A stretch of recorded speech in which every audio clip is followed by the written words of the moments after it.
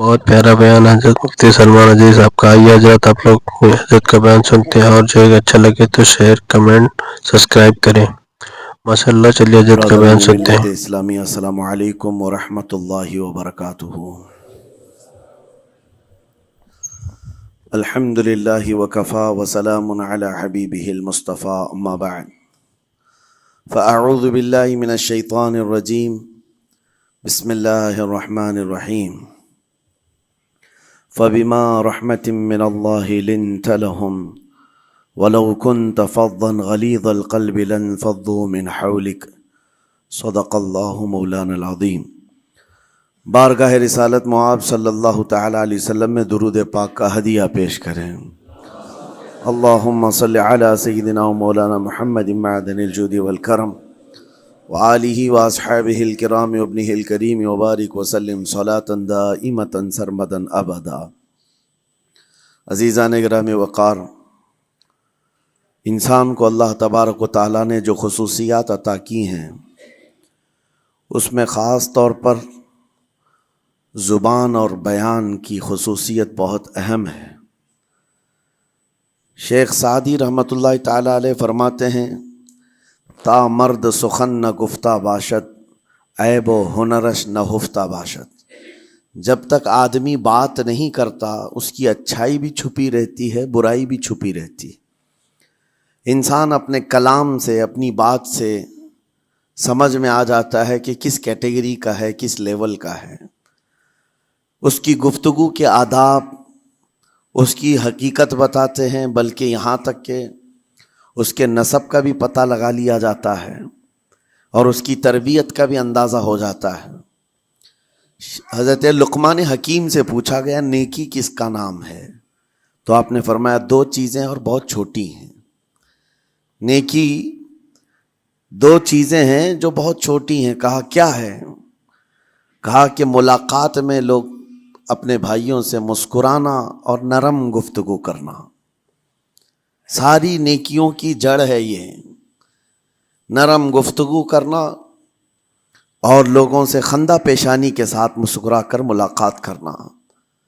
لیکن میرے عزیزو، یہ دو چیزیں بناوٹی تو بہت سارے لوگوں کے ساتھ آ سکتی ہیں. اخلاق تصنع جس کو کہتے ہیں، تکلف کے ساتھ بہت سارے لوگوں کے ساتھ آ سکتی ہیں. لیکن حقیقت میں جس انسان کی طبیعت میں یہ دو چیزیں ہونی چاہیے وہ کب سمجھ میں آتی ہیں؟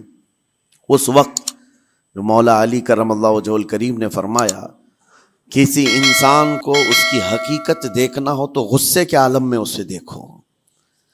وہ اپنے آپے سے باہر ہوتا ہے یا اپنے مزاج کے خلاف کس طرح بات کو سن کر کے تحمل رکھتا ہے.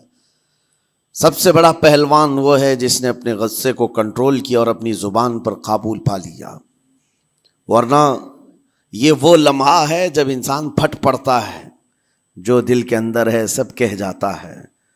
آپ کو میں بتاؤں، نبی کریم صلی اللہ تعالیٰ علیہ وسلم کے عظیم اخلاق کریمہ، بخاری شریف کی حدیث ہے، حضور مسجد نبوی میں تشریف فرما ہے. اس وقت مسجد نبوی، آج ہو سکتا ہے آپ کے ذہن میں جو امیج ہے مسجد نبوی کی، بہت بڑی عالی شان مسجد، لیکن وہ زمانہ نبوی میں اس طرح کی نہیں ہے. کچی دیواریں تھی، اوپر چھپر کے چھت پڑے ہوئے تھے اور مٹی کی زمین تھی.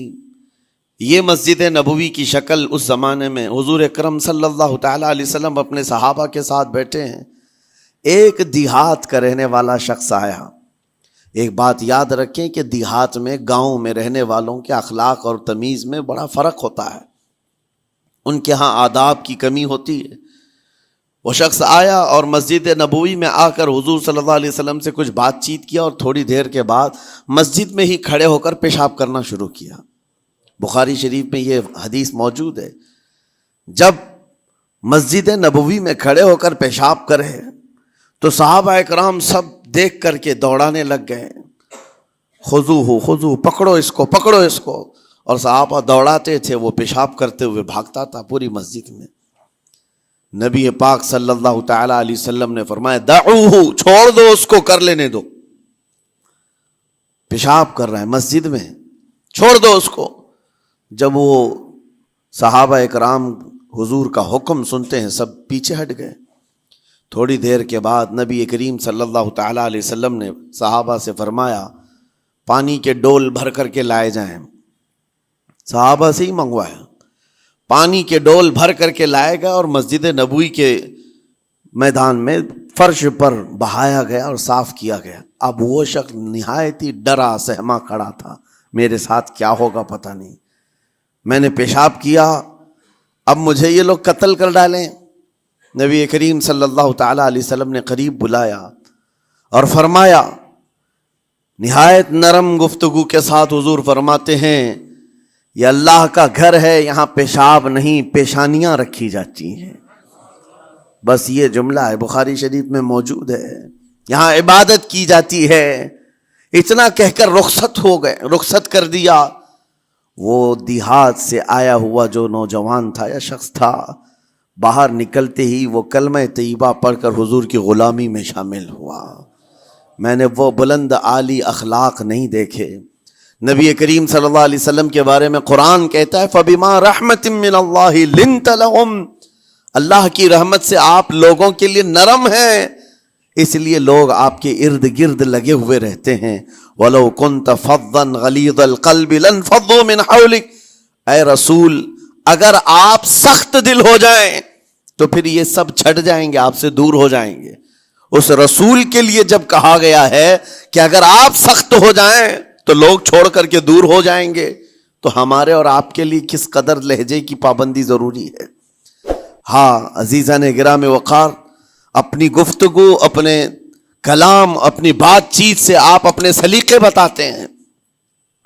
گالی گلوچ کرتے ہوئے جن کی صبح شامیں ہوتی ہیں ان کو دیکھ کر کے ہی پہچان میں آ جاتا ہے کس گھر سے یہ تعلق رکھتا ہے، کہاں ان کی تربیت ہوئی ہے، کس طرح ان کے آداب سکھائے گئے۔ اسی لیے میرے عزیزو، بچوں کو آوارہ بھی نہ چھوڑ دینا کہ وہ اپنی زبان گلی کوچوں سے سیکھ کر کے جائیں۔ کل کو ہوگا یہ کہ اس کی زبان کی وجہ سے لوگ تمہیں تان و تشنی کریں گے، اس کا باپ ایسا ہوگا اس لیے بچہ ایسا ہے، اس کی ماں اس طرح ہوگی اس لیے اس کی گفتگو ایسی ہے۔ کیونکہ موسٹلی زیادہ طور پر بچے اپنے ماں باپ کے اخلاق کو نقل کرتے ہیں، ٹرانسفر ہوتی چلی جاتی ہیں۔ ایک بار حضور اکرم صلی اللہ تعالی علیہ وسلم مسجد نبوی سے باہر نکل کر جا رہے ہیں۔ توجہ میرے عزیزو، اخلاق کہاں دکھانے چاہیے اور ہماری بات چیت کے انداز ہمیں کہاں ہونا چاہیے، میں آپ کو بتاؤں۔ حضور تشریف لے کر جا رہے ہیں، صحابہ اکرام کھڑے تھے حضور کے اطراف۔ مدینہ طیبہ کی ایک بوڑھی خاتون جس کا ذہنی توازن کھویا ہوا ہے، یعنی وہ دماغی طور پر ڈسیبل ہے، اور وہ آئی جا رہی تھی۔ لوگ جب بھی اس کو دیکھتے راستہ کاٹ لیتے، وہ جس کو بھی پکڑتی تھی سنانا شروع کرتی تھی، جو منہ میں آئے بکنے لگ جائے، اور لوگوں کو تنگی محسوس ہونے لگتی۔ صحابہ نے دیکھا کہ یہ عورت آ رہی ہے، حضور کی طرف آ رہی ہے، سب نے حضور صلی اللہ علیہ وسلم کو گھیر لیا، اس کا راستہ روکنے کے لیے اب آئے گی۔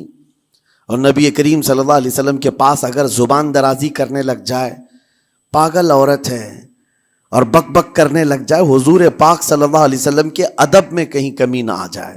صحابہ کا یہ ہمیشہ اہتمام رہتا۔ حضور اکرم صلی اللہ علیہ وسلم نے دیکھا تو صحابہ سے کہا ہٹ جاؤ، اس کو آنے دو، ہٹ جاؤ، اس کا راستہ چھوڑ دو۔ صحابہ نے کہا یا رسول اللہ صلی اللہ علیہ وسلم، اس کا ذہنی توازن ٹھیک نہیں ہے، دماغی طور پر وہ عورت ٹھیک نہیں ہے، وہ آئے گی اور لمبی باتیں کرتی ہے، لا یعنی باتیں کرتی ہے، کہیں آپ کی شان پاک میں کوئی گستاخی نہ ہو جائے۔ صحابہ روک رہے تھے، حضور پاک صلی اللہ علیہ وسلم نے سختی سے فرمایا، ارشاد فرمایا ہٹ جاؤ، اس کا راستہ چھوڑ دو، مجھے پتا ہے پورے مدینے میں اس کی کوئی نہیں سنتا، میں بھی نہ سنوں تو کس کو سنائے گی، اگر میں بھی نہ سنوں تو وہ کس کو سنائے گی۔ یہ میرے مصطفیٰ کریم صلی اللہ تعالیٰ علیہ وسلم کے دربار عالی جاہ کی وہ بلند اخلاق کریمانہ کی ایک مثال ہے، جس کو خود میرے آقا نے فرمایا بعثت لأتمم مکارم الاخلاق۔ عزیزان گرامی وقار، لوگوں کے آج حالات ایسے ہیں کہ اچھے لوگوں کے ساتھ اخلاق الگ دکھائے جاتے ہیں، چھوٹے لوگوں کے ساتھ اخلاق الگ دکھائے جاتے ہیں. سٹیٹس کا آدمی ہو تو اس کے ساتھ ملنے کے طریقے الگ ہیں، اور غریب کوئی آ جائے، فقیر کوئی آ جائے تو اس سے ملنے کا انداز الگ ہو جائے. یہ نہ ہو، یہ ہم سب کے لیے نصیحت ہے. اسی ممبئی کی سرزمین پر میں آپ کو بتاؤں، ایک ماہم شریف میں بزرگ حاجی صاحب ہوا کرتے تھے، آج سے تقریباً 10-12 سال پہلے کی. وہ کئی لوگوں سے ایک سوال کرتے تھے پکڑ پکڑ کر کے کہ میرا ایک سوال ہے، آپ جواب دیں گے، میرا ایک سوال ہے. کئی علماء سے انہوں نے پوچھا، مجھ سے بھی انہوں نے، جب میں نیا تھا مصر سے پڑھ کر کے آیا تھا، میرے پاس آ کر کہا کافی سالوں سے میرے ذہن میں ایک سوال ہوتا ہے، میں آپ سے بھی پوچھنا چاہتا ہوں. کہا بتائیے کیا ہے؟ کہا میں حضور سرکار مجاہد ملت رحمت اللہ علیہ کا مرید ہوں. علامہ حبیب الرحمن مجاہد ملت، رئیس اعظم اڑیسہ، جن کے خدمات جلیلہ آج ہو سکتا ہے نئی جنریشن کو نہ معلوم ہو، ان کا لقب ہے مجاہد ملت، جنہوں نے سنیت کی بقا کے لیے اپنا تن من دھن سب قربان کیا تھا. وہ مجاہد ملت عظیم بزرگ ولی کامل ہے.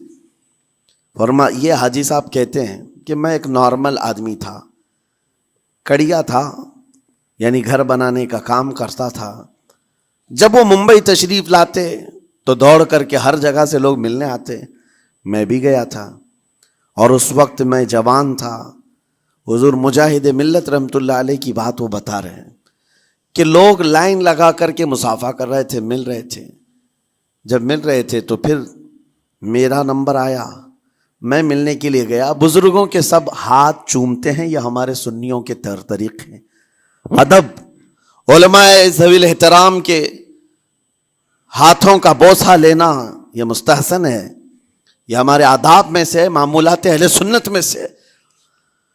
تو جب سب لوگ ان کے دست بوسی کر رہے تھے، ہاتھ چوم رہے تھے، میں بھی قریب گیا، اور جب میرا نمبر آیا میں ہاتھ چومنے کے لیے گیا تو انہوں نے میرا ہاتھ لے کر خود ہی چوم لیا. وہ بزرگ عالی جاہ ولی کامل جن کو دنیا مجاہد ملت کہتی ہے، میرا ہاتھ انہوں نے چوم لیا. اور میرے اندر ایسی پشیمانی تھی کہ میں کیا کروں، سمجھ میں نہیں آیا. میں ایک معمولی سا کڑیا، اور کہاں ان کا مقام، کہاں میرا.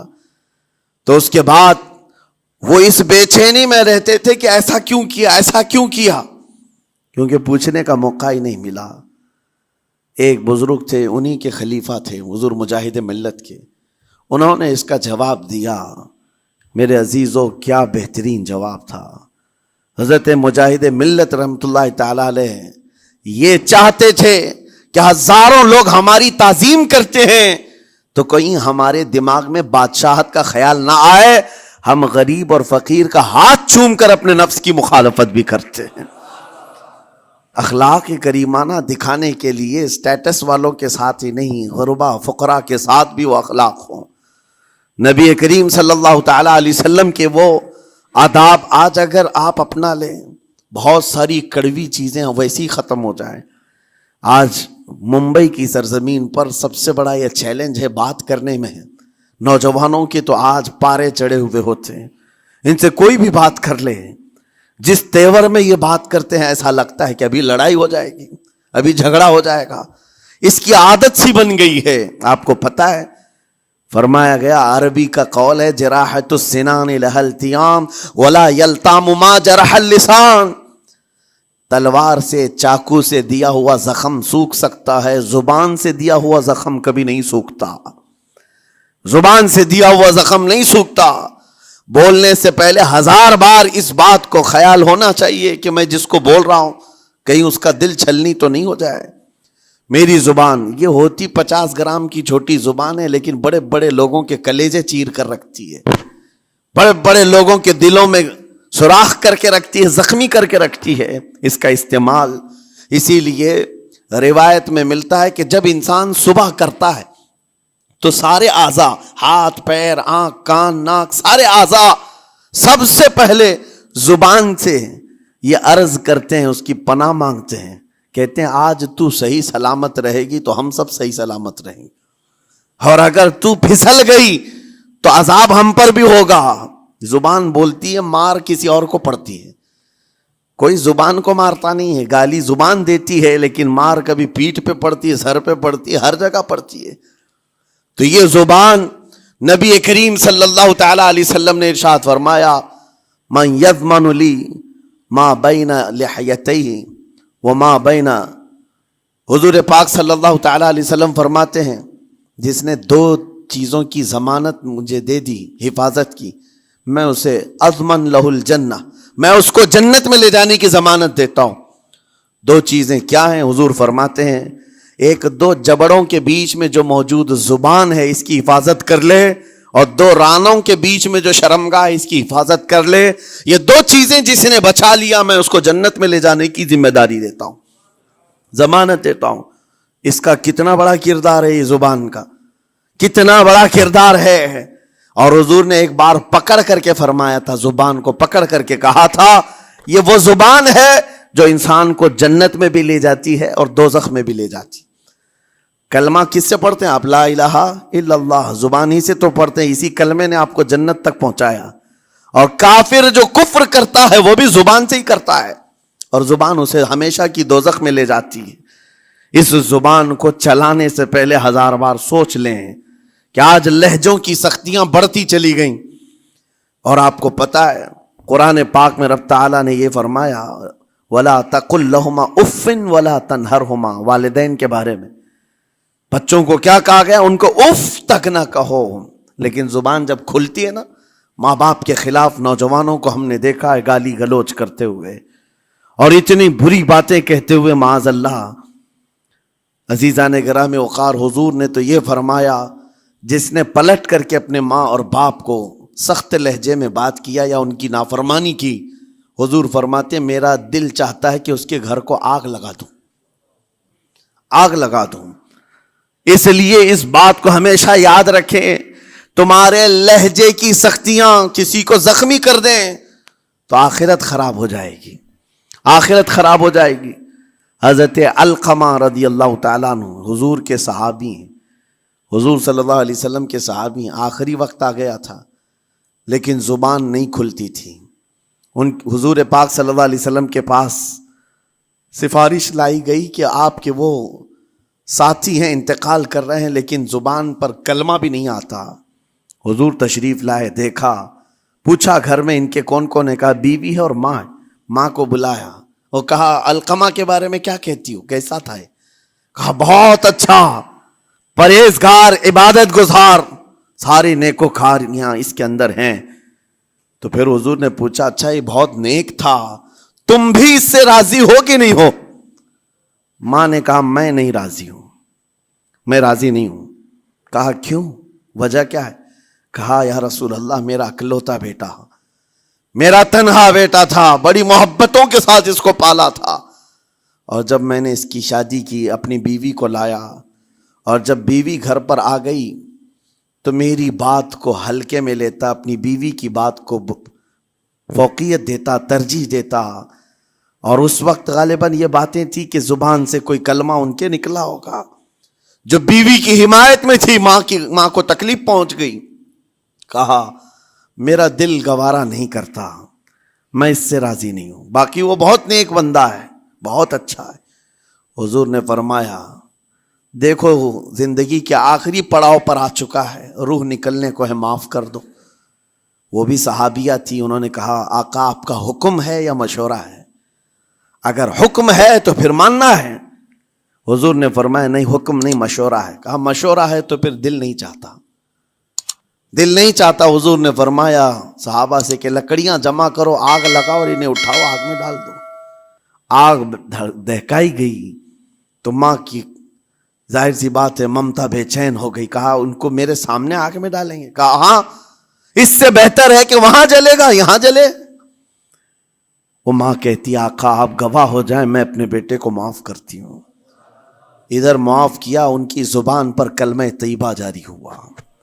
میرے عزیزو یہ بتانا مقصود اس لیے ہے کہ زبان سے دیے ہوئے زخم خواہ والدین کو ہو، یہ معمولی نہیں ہوتے۔ ہو سکتا ہے آخری وقت تمہاری زبان بند ہو جائے اور کلمہ طیبہ بھی نہ جاری ہو، زبان کھلنے بھی نہ لگے، یہ حالات آ جائیں گے۔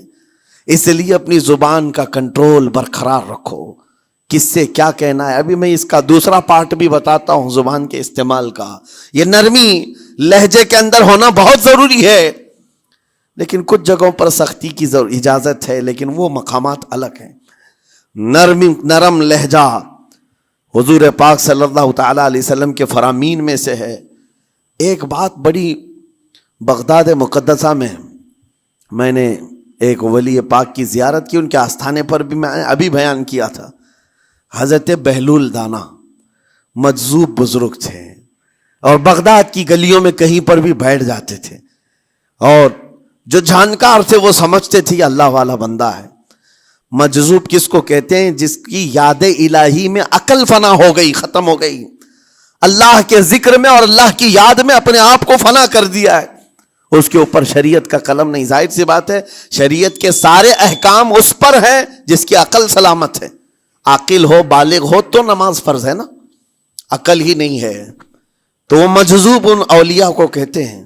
لیکن ان کے بارے میں حدیث میں ہے، اللہ کے نبی نے فرمایا وہ ایسے بندے ہیں کہ اگر اللہ کو قسم دے دیں کسی بات کی، اللہ ان کی قسم پوری کرتا ہے۔ وہ بہلول دانا بیٹھے ہوئے تھے، بغداد کا ایک مشہور تاجر تھا، لیکن خستہ حال تھا، بہت نقصان اٹھا چکا تھا، خسارے میں چل رہا تھا، بزنس پورا لاس میں، اور وہ پریشان حال بہلول دانا کے پاس آیا، گڑ گڑایا، کہا کہ حضور مجھے بچا لیں، رحم کر لیں، میں تاجر ہوں، لٹ گیا ہوں، لاس میں ہوں، کچھ آپ فرما دیں، میں کیسے اس بھنور سے نکلوں۔ بہلول دانا نے دیکھا، کہا ٹھیک ہے کچھ پیسے بچے ہیں؟ کہا ہاں ہے، وہ بس اتنا سرمایہ ہے کہ مال لیتا ہوں پھر بیچ دیتا ہوں، نفع نہیں ہوتا۔ بہلول دانا نے کہا ایک کام کر، کالا کپڑا جتنا ملتا ہے سب خرید لے، پورے شہر سے کالا کپڑا جہاں جہاں مل جائے سب لے کر اسٹاک کر لے۔ کہا جی حضور آپ نے جیسا فرمایا۔ گیا، جتنا سرمایہ تھا سب لگا دیا، کالا کپڑا خرید کر ایک جگہ اسٹاک کر دیا۔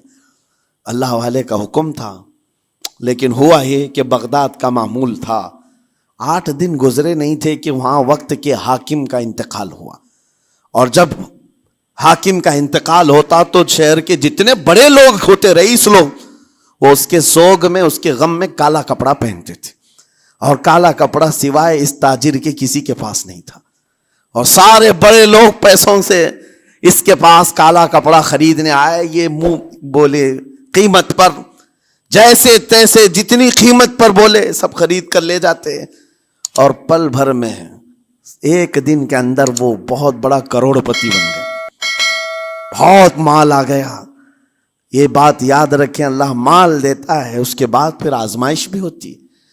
مال اتنا آ گیا، اب لے کر کے مستیاں تھیں، چند دن گزرے، ظاہر سی بات ہے مال کو بڑھانے کی تمنا ہر ایک کی ہوتی ہے، کوئی یہاں پر اینڈ کرنے والا نہیں ہے دنیا میں، چاہے اس کا بزنس اربوں پر بھی پہنچ جائے، اسے آگے پہنچنا ہے۔ چند دن گزرے تھے، 8-10 دن، پھر آیا حضرت بہلول دانا کو ڈھونڈتے ہوئے، ایک جگہ میدان میں یہ مجذوب بزرگ بیٹھے مل گئے، آیا اور کہا او دیوانے بتا اب کیا خریدوں، پیسہ بہت ہے ابھی میرے پاس، بتا دیوانے اب کیا خریدوں۔